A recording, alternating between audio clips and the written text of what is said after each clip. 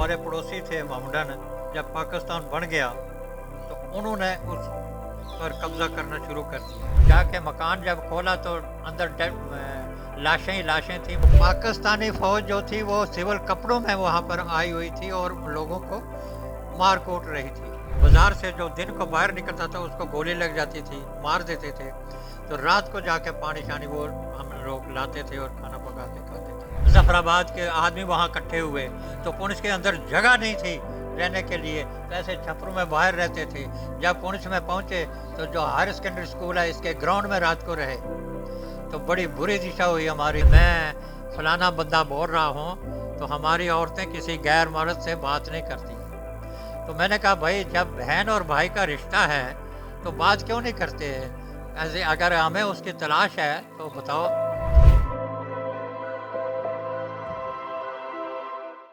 आपकी इस समय उम्र क्या है? इस टाइम मूविंग है 85, 85 साल। तो जब 1947 में कबायलियों ने हमला किया था पीओजे पर, तब कितनी उम्र थी आप? बात यह है कि 15 अगस्त 1947 को हिंदुस्तान आज़ाद हुआ। उस टाइम हालात वहाँ के बड़े अच्छे थे। हमारे गांव के या पूरी तहसील पलंदरी के हम रहने वाले हैं तो तहसील पलंदरी के हालात बड़े अच्छे थे। उसके बाद जो हमारे पड़ोसी थे मोहम्मदन, जब पाकिस्तान बन गया तो उन्होंने उस पर कब्ज़ा करना शुरू कर दिया और हिंदुओं को मारना शुरू कर दिया। अगर उसके बाद सेंट्रल गवर्नमेंट 1 महीने या 1.5 महीने के बाद भी फ़ौज वहाँ भेजती तो ये हालात ना होते और जो अभी पीओ का बना हुआ है पाकिस्तान के अंदर ये नहीं बनता था। तो हमें 2-3 महीनों के बाद उन्होंने बड़ा भारी तंग किया। महाराजा हरि सिंह ने फ़ौज भेजी, लेकिन जो भी डोगरा फ़ौज थी बड़ी बहादुर थी, वो थी, उन्होंने डट के मुकाबला किया। तो हमारे बुज़ुर्गों ने उनसे कांटेक्ट किया कि हमें इन लोगों से ख़तरा है। तो वो कहने लगे कि हम घर घर आपको सिक्योरिटी दे नहीं सकते। उस मेजर का नाम था खजूर सिंह, सांबे का रहने वाला। उसका पोता 99 में यहाँ मारा गया था करगल बार में। तो साहब जब वो मतलब थोड़ी सी फौज मतलब हुए तो हम सारे कोई देरी साहब में इकट्ठे हो गए। देरी साहब जो थी बड़ी भारी गुरुद्वारा था। आप पलंदरी में कौन सी जगह रहते थे? पलंदरी में नहीं, पलंदरी तहसील थी ना? पलंदरी, गांव हमारा तमनी था।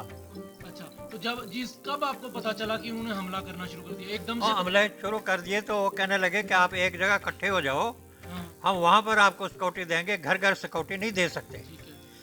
तो जैसे नागाली साहब है, इससे बड़ी गद्दी थी वहाँ पर, गुरुद्वारा था बहुत बड़ा और रौला कोट बाज़ार था लंबा एकदम। तो कुछ गांव के आदमी बहुत सारे इकट्ठे होकर उस बाज़ार में चले गए थे। तो उस बाज़ार में मतलब साइड से गोली नहीं जाती थी क्योंकि यूं बाज़ार में था। तो पाकिस्तानी फ़ौज जो थी वो सिविल कपड़ों में वहाँ पर आई हुई थी और लोगों को मार कूट रही थी। तो जिसकी वजह से हम चले गए गुरुद्वारे में उसमें, और एक कुंभा हमारा नहीं गया बल्कि 10-15-20 कुंभे वहाँ गए थे, बड़ी भारी बिल्डिंग थी। तो 3 दिन के बाद रात को कबायलियों ने उस पर हमला किया, वहाँ मारे गए लोग, बहुत सारे मारे गए। हमारा दादा भी वहाँ मारा गया था।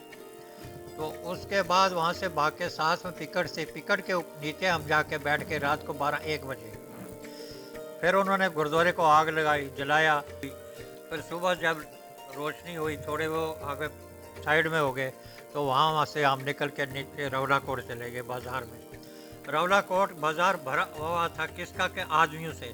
दुकानें सब खाली थी और सब दुकानों के बीच में रेफ्यूजी जो बने हुए थे वो सारे वहाँ पर मौजूद थे। तो वहाँ पर 2-3 दिन रहे।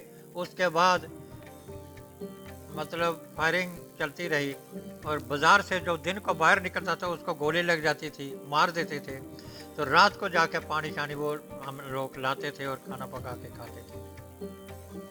उसके बाद मेजर खजूर सिंह कहने लगा कि भाई यहाँ तो फ़ौज कोई आई नहीं है सेंट्रल की, गवर्नमेंट की, तो हमें पुंछ में जाना पड़ेगा, लेकिन हम सड़क से नहीं जाएंगे। सड़क से 30-35 मील पुंछ दूर थी वहाँ से, रौला कोट से। तो हम जंगलों से जाएंगे क्योंकि सड़क के दोनों तरफ पहाड़ ऊंचे हैं और ये लोग हमारा नुकसान करेंगे, तो हम जंगलों से जाएंगे। फिर जंगलों से चलते आए, चलते चलते चलते जो कि मतलब 10-12 घंटे का रास्ता था, वो 7 दिन में हमने तय किया। रास्ते के बीच में मुझे भी गोली लगी, यहाँ से लगी, यहाँ से निकली। तो बड़ी बुरी दिशा, बड़ी माताएं बहनें मारी गईं, कुटी गईं।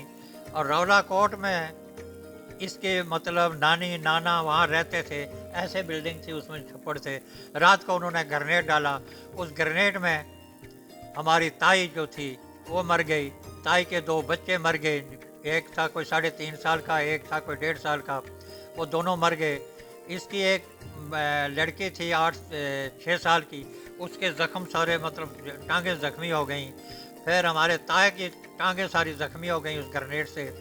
तो ताई की माँ भी वहाँ मर गई। तो एक हमारी दादी लगती थी ताए चाचू से सकी नहीं, चाचे रामचंद्र माँ, वो भी वहाँ मर गई। तो दूसरे दिन बाज़ार में उनका संस्कार किया गया, क्योंकि बाज़ार से बाहर तो निकल नहीं सकते थे। तो फिर उसके बाद वहाँ से हम मतलब मेजर खजूर सिंह कहने लगा कि हम मतलब चल रहे हैं। तो 2-3 दिन के बाद वहाँ से चले भैया जंगलों के रास्ते आके 7वें दिन पहुँचे थे। तो उस दौरान काफी लोग मर गए बीच में, बड़े खाना दुनिया नहीं मरी मिला कुछ। वहाँ पर, माताएं बहनें और बेटियों की भी इज्जत लूटी गई, उन्होंने बेहुरमती की। और मतलब उनके अंदर तो दया दृष्टि थी नहीं। और सेंट्रल गवर्नमेंट की मतलब ये वो ठीक है, अगर सेंट्रल गवर्नमेंट फौज भेज देती तो ये हालात ना होते। और नेहरू और मेरे ख्याल महाराजा हरि सिंह की कुछ आपस में थी, जिसकी वजह से उन्होंने 26 को नेहरू ने फौज नहीं भेजी।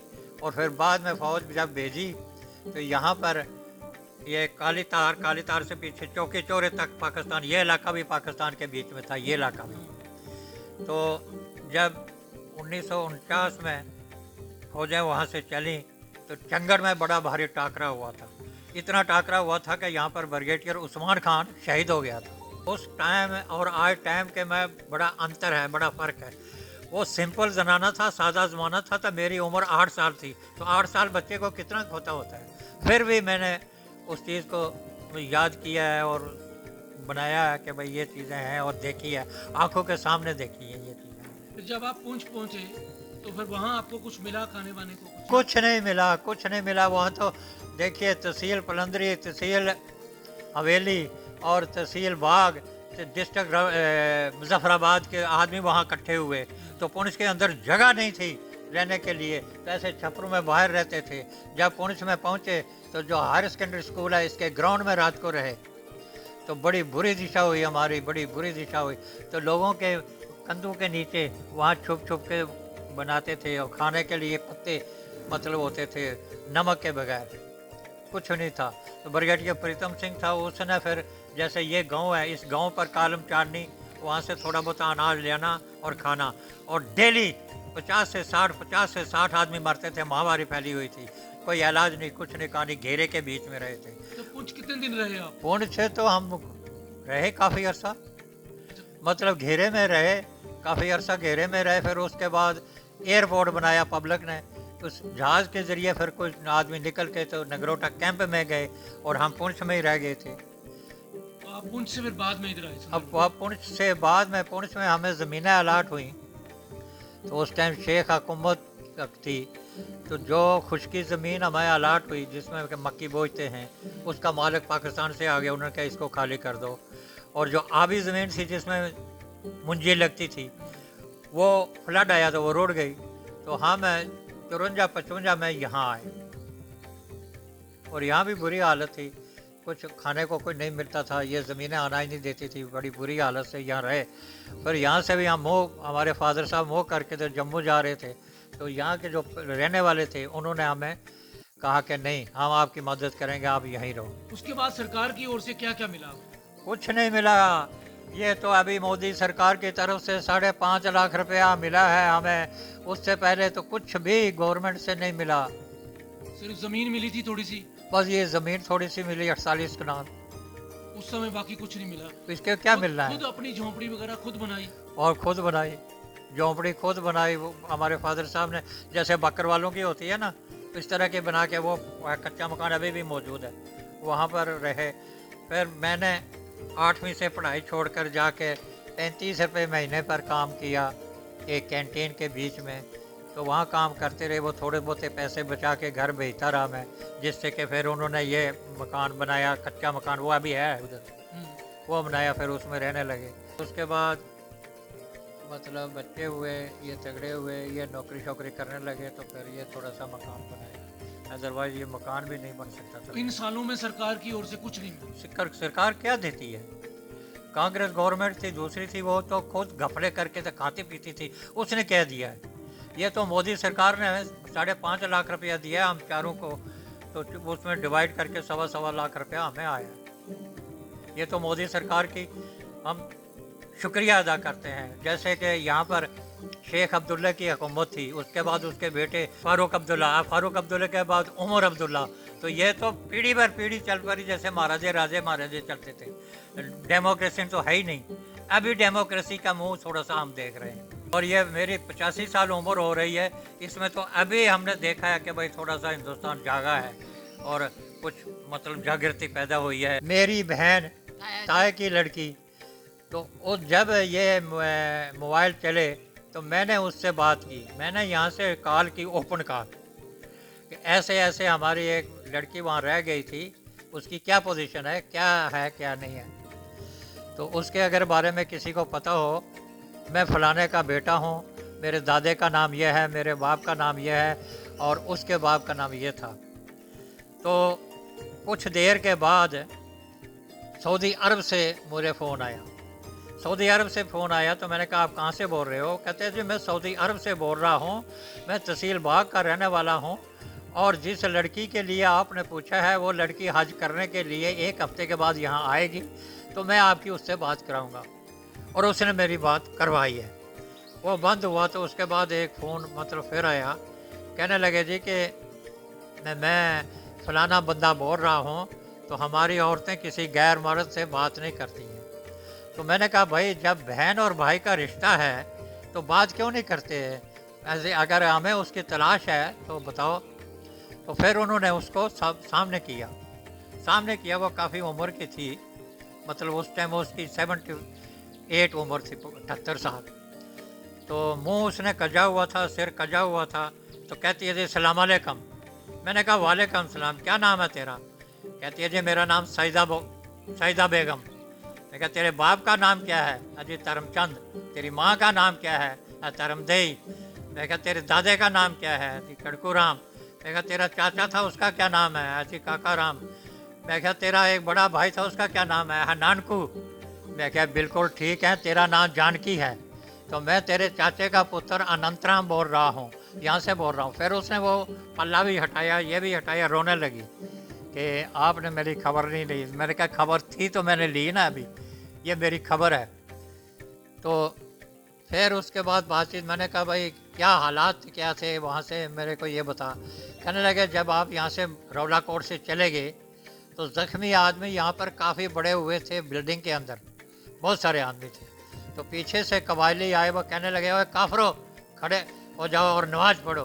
तो जब वो ऐसे टेढ़े हुए तो पीछे उन्होंने फायर खोला, सबको मार दिया। सबको मारने के बाद उन डेड बॉडियों के बीच में मैं 6 साल की लड़की तड़फ रही थी।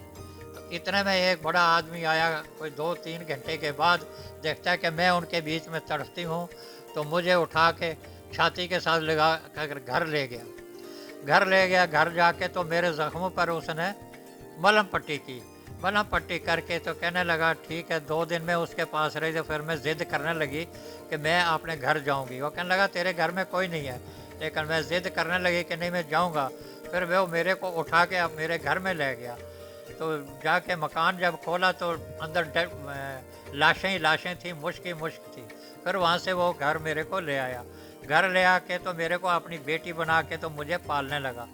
जब मैं जवान हुई तो उसने अपने भतीजे से मेरा निकाह कर दिया। तो अब मैंने कहा तेरे बच्चे कितने हैं?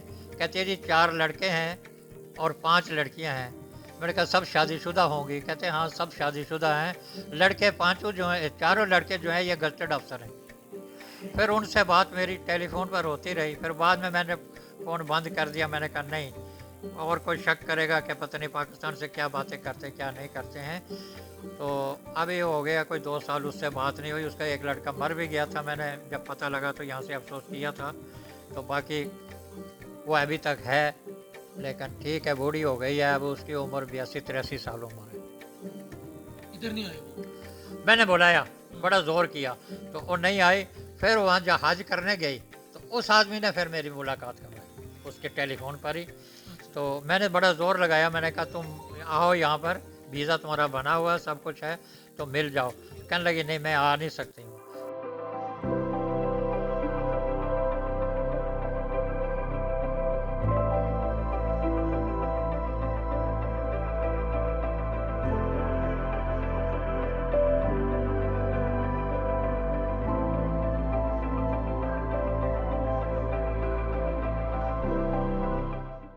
घर जड़ा सी बड़ा भारी मकान सी, बहुत बड़ा मकान सी, बहुत बड़ा मकान सी, वो छड़ दिते आए।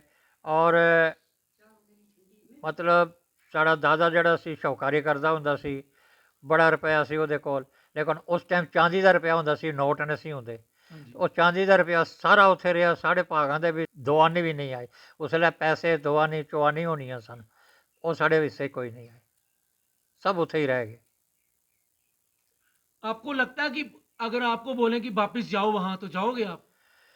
अब हालात बिगड़ चुके हैं, तो अब जाने का क्या मतलब है। अब यहाँ पर हमने ये मकान बना ले हैं, रहने की जगह है, बच्चे हैं, तो उस जगह में तो अब क्या होगा क्या नहीं होगा कुछ समझ में नहीं आता है। तो वैसे दिल तो करता है कि हम उस जगह जाएं, देखें, अपनी पुरानी जायदाद थी, मकान था, सब कुछ था, लेकिन अब शरीर भी इजाज़त नहीं देता है।